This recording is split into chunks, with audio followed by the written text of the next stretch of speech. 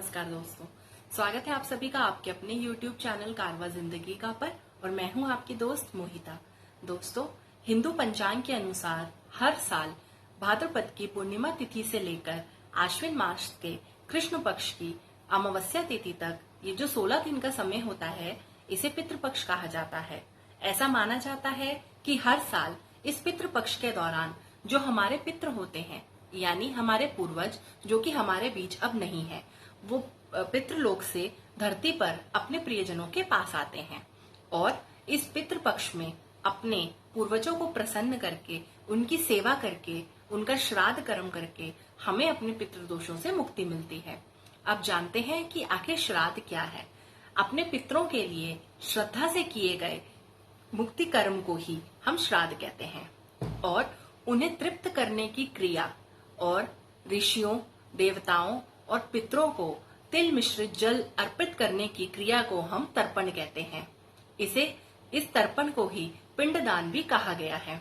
और ऐसा माना जाता है कि पितृपक्ष में हम जितना अपने पूर्वजों का, अपने पितरों का सम्मान करते हैं और उन्हें अर्पित करते हैं अपने सामर्थ्य अनुसार, चाहे अनाज है, जल है, कुछ भी, जो भी आपका सामर्थ्य है, आप उन्हें अर्पित करते हैं, वो उसे ग्रहण करने के लिए ही धरती पर आते हैं। और अगर वो हमारे सम्मान से, हमारी सेवा से प्रसन्न होते हैं तो हमें जाते हुए ढेर सारा आशीर्वाद, सुख, समृद्धि, धन, ऐश्वर्य सब कुछ देकर जाते हैं। इसी से जुड़ी हुई एक कथा भी है, आइए वो कथा सुनते हैं। एक बार दो भाई होते हैं, जोगे और भोगे। जोगे बहुत ही अमीर होता है और भोगे बहुत ही निर्धन, बहुत गरीब होता है। इसके बावजूद दोनों भाइयों में बहुत ही प्यार होता है, पर दोनों अलग अलग रहते हैं। तो जो जोगे की पत्नी होती है, उसे धन का बहुत घमंड होता है, जबकि जो भोगे की पत्नी होती है, वो बहुत ही सरल स्वभाव की होती है। तो जब पितृपक्ष आता है तो जोगे की पत्नी जोगे से कहती है कि हमें अपने पितरों का श्राद्ध कर्म करना चाहिए। जोगे को ये बात व्यर्थ की लगती है तो वो मना कर देता है। तो जोगे की पत्नी कहती है कि अगर हम श्राद्ध कर्म नहीं करेंगे तो समाज में तरह तरह की बातें बनेंगी, आप परेशान मत होइए और मैं भोगे की पत्नी के साथ मिलकर सारा श्राद्ध कर्म की तैयारी कर लूंगी, बस आप जाकर मेरे पीहर वालों को न्योता दे दीजिए।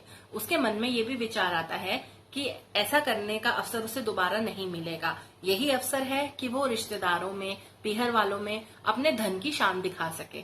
खैर, वो जोगे को पीहर वालों को न्योता देने भेज देती है। जोगे के जाने के बाद वो भोगे की पत्नी को बुलाकर कहती है कि कल हम पितरों का श्राद्ध करेंगे तो तुम सुबह आ जाना।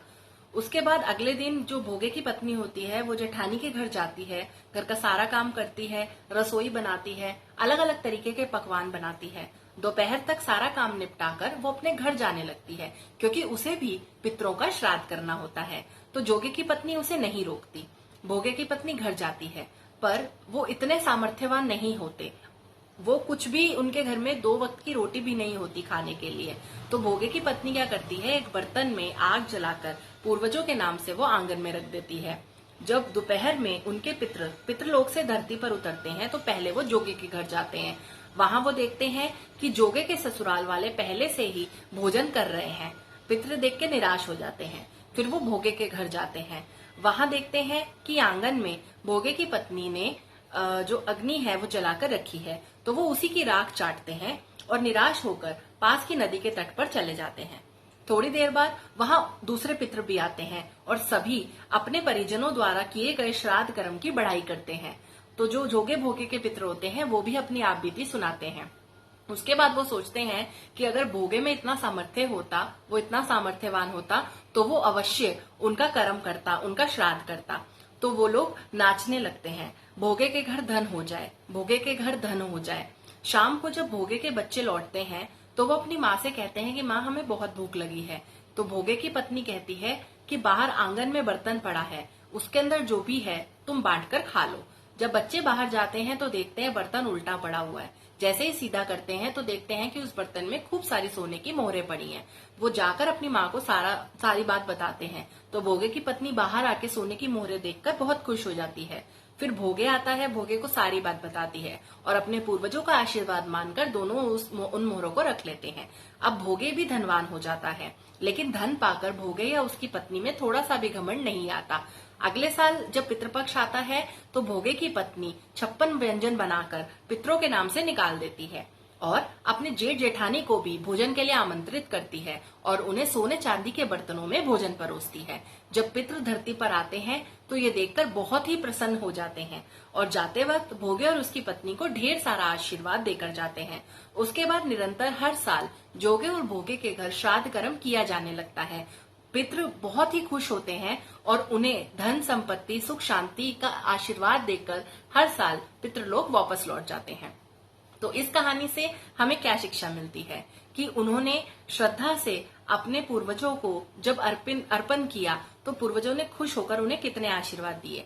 हम सभी को यही करना चाहिए। मैं आशा करती हूँ कि इसी बार से हम सभी अपने पूर्वजों का, अपने पितरों का खूब मान सम्मान करेंगे और अपने सामर्थ्य अनुसार उनका सत्कार करेंगे, उन्हें अर्पण करेंगे। उन्हें जो भी जल, अन्न, जो कुछ भी हमारा सामर्थ्य है हम उन्हें अर्पित करेंगे और उनसे अपनी मनोकामना पूरी करने के लिए प्रार्थना करेंगे। और आप देखिए, अगर आपके जो पितृ हैं अगर वो आपसे संतुष्ट होकर जाते हैं, अगर आप उन्हें भरपूर सम्मान देते हैं तो वो निश्चय ही आपकी सारी मनोकामनाएं पूरी करेंगे और आपको ढेर सारा आशीर्वाद देंगे, जिससे कभी भी आपके घर में सुख समृद्धि धन ऐश्वर्य की कोई कमी नहीं रहेगी। फिर मिलती हूँ दोस्तों एक नई वीडियो के साथ। तब तक के लिए धन्यवाद।